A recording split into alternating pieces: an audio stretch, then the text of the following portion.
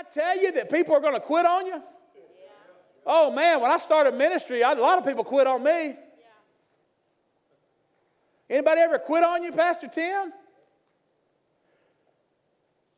Anybody quit on you yet? People are going to flake on you. They're going to quit on you every time. Started with 12 and he finished with 11. We all know who the one who quit was. This life is unfair. Things ain't going to go your way. People are going to walk out on you. So you're sitting here and you're saying, my life has been so rocky. Man, my dad walked out on me. Some of you in here, your wife walked out on you, your spouse, they walked out on you. People that you thought cared, they walked out on you, they quit on you. You got unsaved loved ones and you go to church every week and you're dedicated and you're faithful to it. And you do it alone, some of you. 12 started, 11 finished.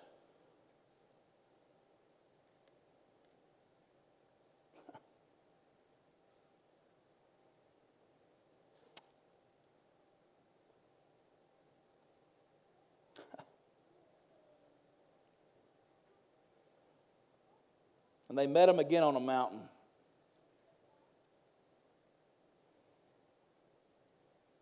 He said, I'm going to give you everything you need to banish demons. But come on, let's meet on this mountain again, right?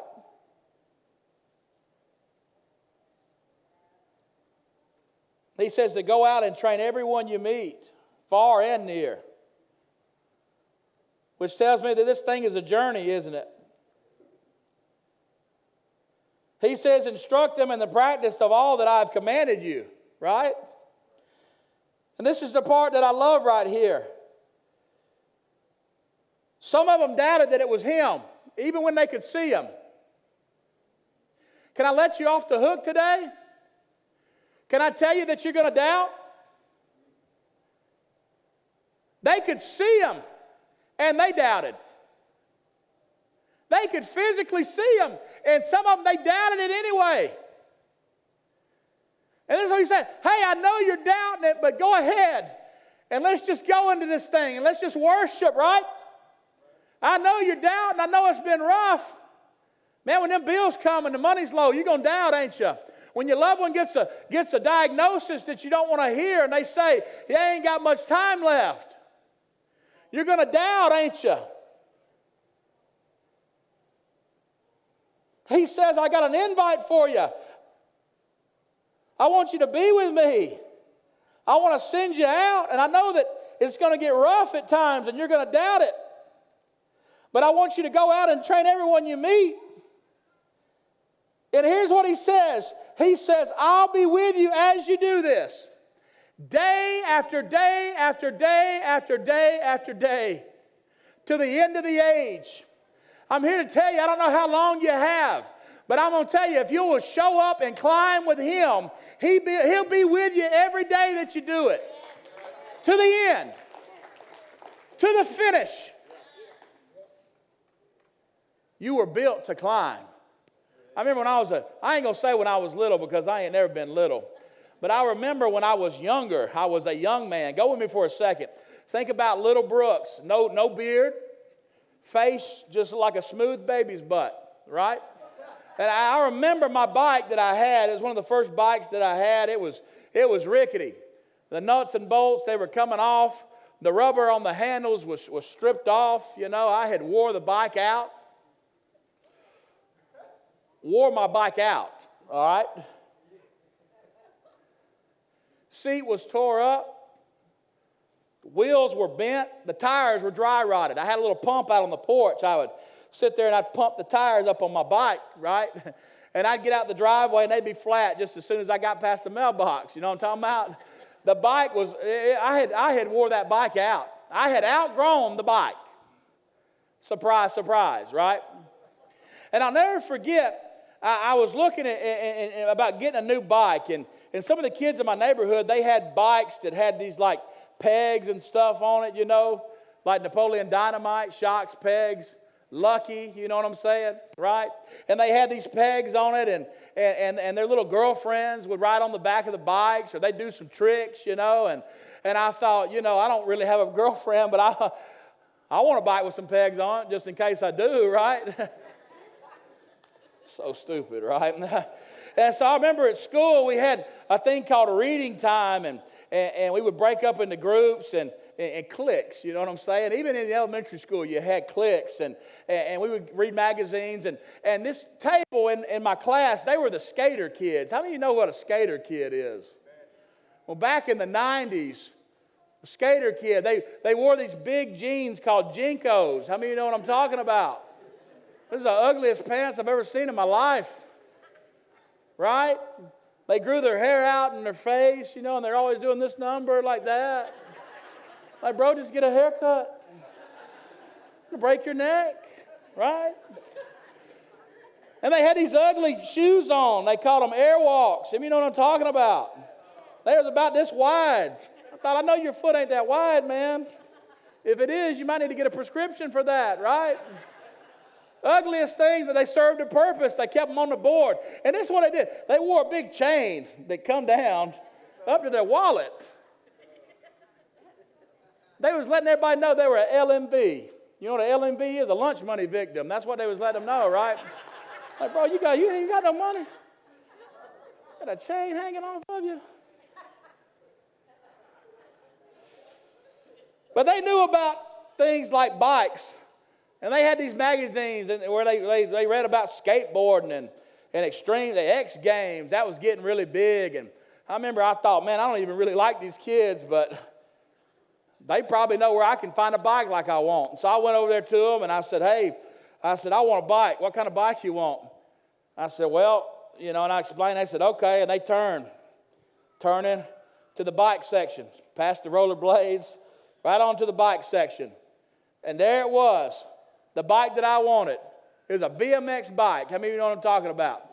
BMX. And it was chrome, and it had red on it, and it had the pegs. They were chrome. This thing was bad to the bone, man. And I thought, that's what I want. And they said, yeah, you can get you one. That's how much it costs. And I thought, oh, well, Dad's paying for it. Maybe he can get it, right? And they said, if you can't get that one, you might get you a Huffy. A Huffy would be a good one to get. And I thought, okay, and so I went home that night, and I remember the skater kids, they told me, if you want to get one of these bikes, you got to go to Cycle Escape. That was a bike shop. And they told me, they were like, do you know what Cycle Escape is? And I was like, not really. And they said, do you know what McDonald's is? That's the dumbest question I've ever heard. Yeah, I know ain't no doubt, right? It's behind McDonald's. I was like, great. I go home that night and I tell my dad, I said, hey, Dad, my bike is really wore out. My dad, he's Southern, and he always has some sinus issues, and he always does a little cough and a sniff before he talks. He does that, right? I'm like, Dad, I need a bike. He's like, yeah, I saw yours, right? Pretty wore out, ain't it? Yeah, it is. He's like, we'll go down to Cycle Escape on Saturday and get you a new bike. And I thought, all right. Cool. Because that's where I wanted to go. I said, awesome. When he said Saturday, that meant he got paid on Friday, right? How many of you know what I'm talking about, getting paid on Friday? Back in the day, my mom knew that payday was coming on Friday, so she'd go to the store on Thursday and write the check. She knew it would be good on Friday. You know what I'm talking about? So Saturday morning rolls around, and I said, Dad, are we going to get a bike? He said, yeah, I've thought about it. We're going to go get you one. I said, all right, good. We get in the truck. Mom hops in the truck with us, and we take out through Montgomery, Alabama, where I'm from, and I see the McDonald's, and, oh, man, I saw the sign for Cycle Escape. And Dad went right on past Cycle Escape. And I was like, hey, Cycle Escape's that way. He said, we ain't going to Cycle Escape. I said, where are we going? He said, we're going to Walmart, right? How you know what Walmart is, man? Yeah, Walmart's where dreams going to die, ain't it? Right? Walmart in my town, you go in, the orange juice is already drank, the lid fell off of it. Buggy wheels jammed up, you know what I'm talking about? Walmart. Boy, I can't stand Walmart, man. If you want to see an alien, go to Walmart, right? So we go to Walmart, and I thought, man, there ain't no way they got a BMX bike. We get out and go in. They didn't, right? Not a BMX to be found. But I'm looking on the rack, and I see one. I thought, man, that kind of looks like the BMX. It wasn't chrome and red. It was gray and orange. But it looked close, and I got it down, and it wasn't a BMX. It was a mongoose. How many know what a mongoose is? The mongoose was the Great Value BMX. How do you know what a Great Value? You want to raise that hand good and high. Great Value brand, man. You know what I'm saying? Not Cinnamon Toast Crunch. Toasted cinnamon cereal squares. Comes in a bag. You know what I'm talking about? That might as well say tear your stomach up on the bag, right? You eat that, you're on the toilet trying to figure out what's going on with your life. You're holding the wall, speaking in other tongues. The Great Value brand, man. The mongoose. And I thought, this looks close. It ain't, but it's close, right? It'll do. And the seat on it was like a slice of pie. And I got on it. And they thought I was doing a magic trick inside of Walmart. Because the bike seat disappeared. I'm talking about now you see it, now you don't. Abracadabra. It went into the abyss and it just disappeared, never coming back. The bike seat is probably in this room on this stage right now, right? It was up there, man. Went up into the Death Star. You know what I'm talking about? Man, I ain't never going to come back to Millington now, man. Sitting there, the handlebars was up in my chest. I ain't going to get into that, but I need some help up there too, right? Pedals was up in my thighs. I didn't know I could get anything in between my thighs. When I wear shorts and run, it sounds like a standing ovation, right? They was up in there, man. And my dad comes around the corner and he goes, He said, boy, you ain't got enough bike, right? Rhonda, come over here and look at Brooks on this bike. Mama comes around there and she's like, oh, Donnie, look at him, right? Mom and Dad's dogging me out inside of Walmart. And I'm sitting there, man, I'm upset. And all of a sudden I hear it. My dad went and picked me out a bike. He brought it around. It was the biggest, ugliest bike I've ever seen in my life. It looked like something the Wicked Witch was driving. You know what I'm talking about? Granny bike. I was like, Dad, what is that? And he said, that's your new bike. I said, no, it ain't. He said, get on it. I got on it, and I thought, man, this feels good on my back. I could reach the pedals. Had hoses coming off of it, and like brakes, gears, you know. He's telling me everything about it. He said, that's a mountain bike. I said, Dad, I can't. This is embarrassing. I can't drive this. He said, yeah, you can. He said, that's your bike. Them little bikes ain't going to get it done for you. This bike right here will, right? I'll never forget I was going to ride bikes with my buddies later that day, and I pulled out. They had their BMXs and their Huffies and one or two mongooses, you know, out there in the street, and pull out on my mountain bike, and I looked like Lance Armstrong in the Tour de France, right? Thing had a water bottle in the middle of it. I had that thing full of Minute Maid fruit punch and ice, you know. I come out there and got in the street, and I got that water bottle. I waterfalled it in front of them, you know, and put it back. They was like, man, that bike's lame. That bike is lame, man. That's a granny bike. That's a bike for old people. I thought you was going to get one of these. Man, that's the ugliest bike I've ever seen. Cracking on me. In the back of my neighborhood, we had a steep hill. Only the experienced kids could get to the top of it. I never could get to the top of it. On top of that hill was a buddy of mine. His name was Marcus. He lived on top of that hill. And at his house, man, he had a pool table and BB guns and frozen pizza from Swan's. And I loved going there, man. I knew it was going to be fun. But the only way you could get to it is either you go up the hill, which we couldn't, or you had to go the long route around to it. 45 minutes to get around the neighborhood to it on a bike. And I'll never forget that day we're out there riding, they're doing tricks in the street, and they got their girlfriends on the back, and I'm riding my big granny bike. Smooth riding, right? And I'll never forget, somebody said, let's go to Marcus's. I said, yeah, let's go there. I said, I'm gonna go up the hill. Let's go up the hill today. They said, man, you ain't going up that hill. We can't get up that hill. I said, oh, no, my dad said that this is a mountain bike, and he says it goes up hills. I said, okay, go for it, right? And I took out up the hill, and they're all watching me. And I get about a third of the way up, and all of a sudden my thighs just started jiggling. I thought, oh, no, sweat beading up and pouring out, shaking. And they're like, look at him. And then all of a sudden I remember what my dad told me. He said, there's gears on this thing. All of a sudden I shifted the gears, and the pedaling got easier. And I'm almost to the top, and I turn around and I look, and everybody's like, he's getting up the hill. And all of a sudden some of them were like, well, if Brooks can get to the top, so can I. I make it to the top, and all of a sudden I became their coach. I said, come on, Marcus. Half of them started up the hill. Some of them quit on us. They took their bike and they went home. But a few of them made the journey up the hill with me. And I'm sitting there and I'm saying, come on, Trey. Come on, Pierre. Come on, Tommy. Pedro. All of them didn't make it, but a few of them did. And we went to Marcus's house, and we got up in that Swan's.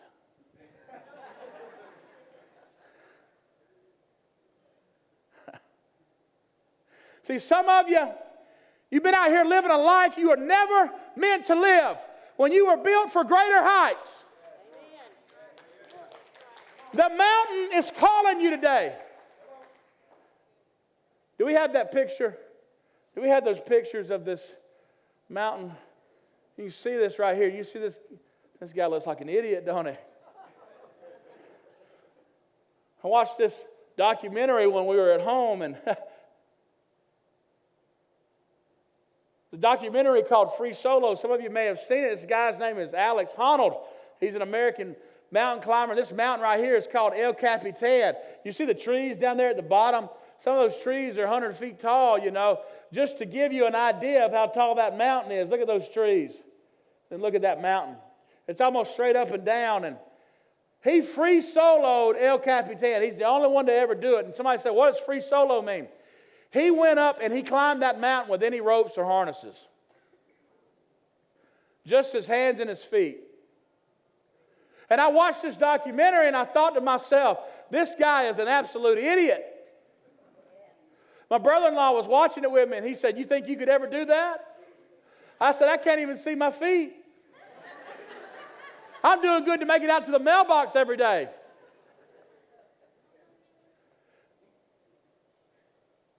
He climbed it.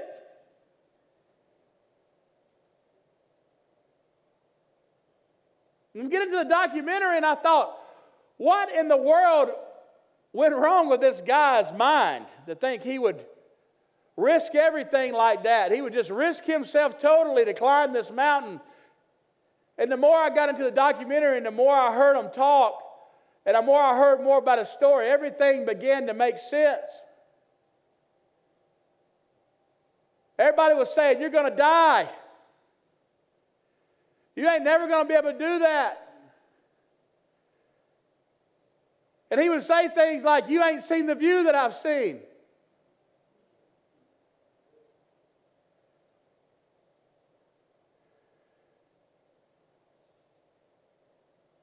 You hadn't climbed the way I've climbed.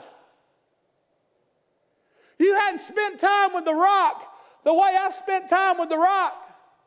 You see, it just didn't happen overnight. He went and he studied that mountain. He studied it. He reported to it every day. It took him hours to climb it. He knew where every little foothold and grab hole was on the mountain. At one point of the climb, as he free soloed it, he had to jump off one part of the mountain midair and grab a hold and catch onto another part of the mountain. That crack that he's climbing up right there, he had to climb up that thing. He had to shimmy up the crack for like 45 minutes. He made notes of it. He didn't just walk up and climbed it. He lived it. And you thought, man, what drove him to that? What drove him to this mentality of, if I die, I die. If I perish, I perish. But if I die climbing and living the way I love. On the mountain. Found out that his mom never told him that she loved him. Dad died at an early age. He was given a sorry deck of cards of a life, right? And it drove him to the mountain. It drove him to climb. And somebody could come play softly behind me.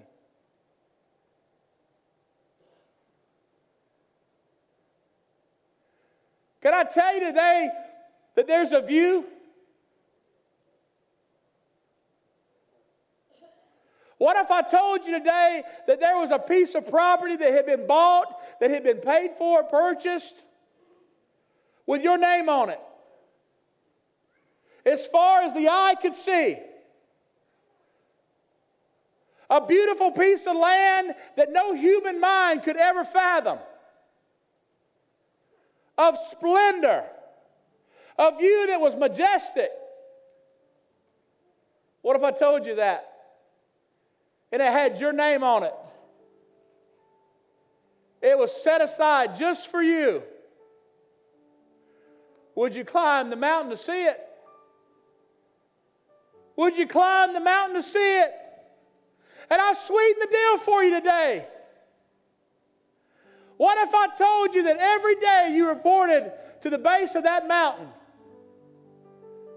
that there would be a guide who would meet you there?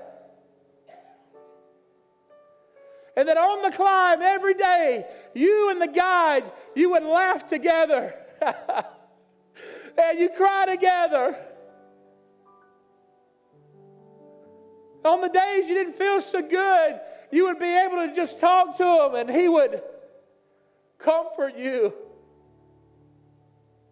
On the days of doubt, when it got rocky, when it got too steep for you to handle, the guide would put his arm around you and he would help you go higher and higher and higher. And on the days you slip and you fall, the guide, he would catch you. And he would put you back on the mountain again. And there wouldn't be a day he wouldn't be there smiling on your life. That there wouldn't be a day he would be disappointed in you. That every day that he saw you, he would say this: you can reach the top. I've given you everything you need. My Father bought me everything I needed to get to that hill. The Father has given you and He's equipped you with everything you need to get to the top. Can I tell you that guide's name is Jesus? Can I tell you that mountaintop, that mountain is called your life, and the land, the view, is called your purpose and your destiny. There's an invitation on the table today. And He's saying there's more. He'll find you and He'll love you. in the street every time, but He will appoint you and commission you on the mountain after you've met Him there, after you've climbed. He's inviting you today, Journey Church. And He's saying, greater, greater, greater heights. Can we bow our heads? Life is unfair, but God is good. He's faithful.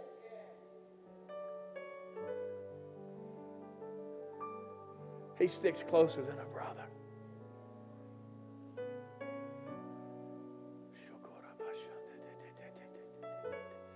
There's an invitation on the table. Some of you are saying, man, I know He loves me. I know He loves me. I want more. I want more of You. I want to know You closer today, Father God. I want to spend more time with You, Lord. I want to hear the plans You have for me. If you want more, could you stand up and slip out of your seat and come to this altar? If you want more of Him, if you want to experience more of Him, come on. Come on, I'll wait. I want more. I want the view. I want to discover purpose and destiny. I want to climb. I want to go to greater heights. I want to spend time on the mountain.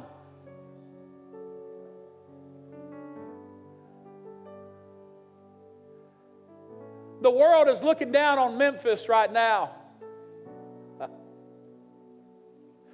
But I'm looking at an altar full of climbers who the Lord has equipped and given everything they need to banish any demon that comes their way. It is not a lost city.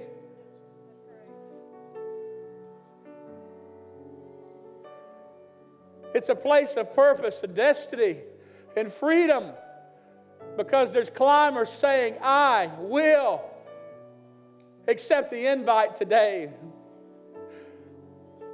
I will shift the gears where they need to be shifted. I will get to the top.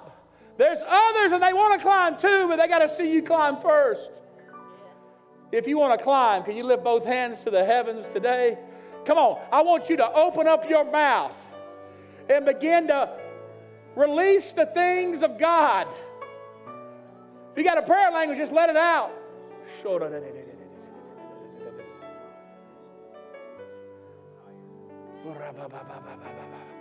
My kids, they're unsaved. Keep climbing, He says. I've been depressed. Keep climbing, He says. Show up every day. This thing called mission and ministry, a lot of us just showing up.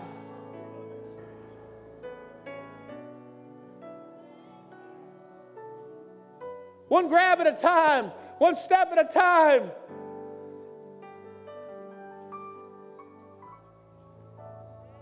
My health ain't good. Keep climbing. I'm depressed. Keep climbing. I'm stricken with anxiety. You're free because you're climbing.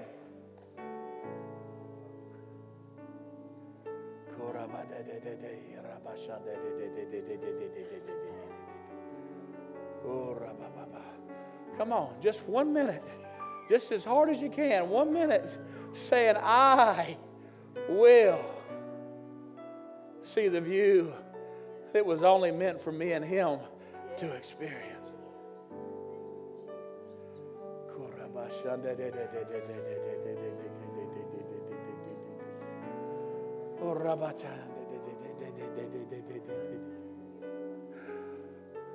They walked out on you. He won't never.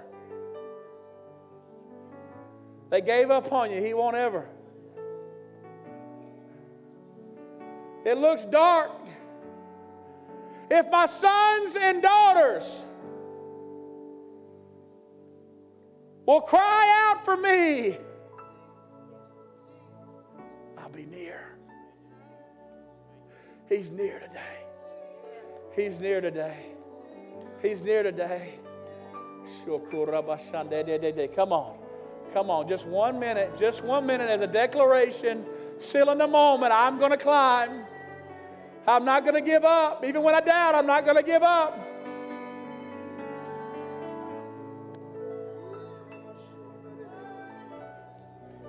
When I see him, I'm gonna keep going harder.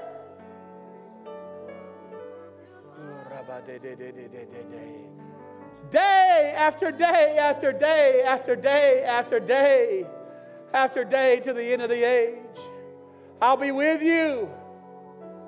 Tell everybody who I am.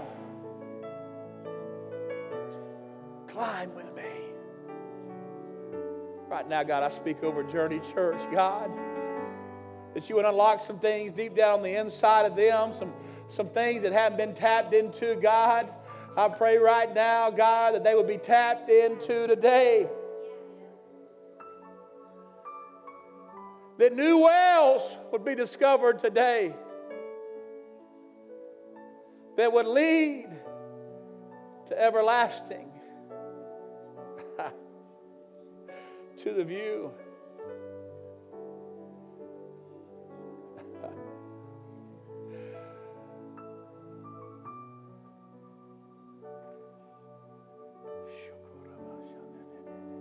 Come on, 20 more seconds. I will climb. He will appoint you and commission you. He'll always do it on a mountain after you climb.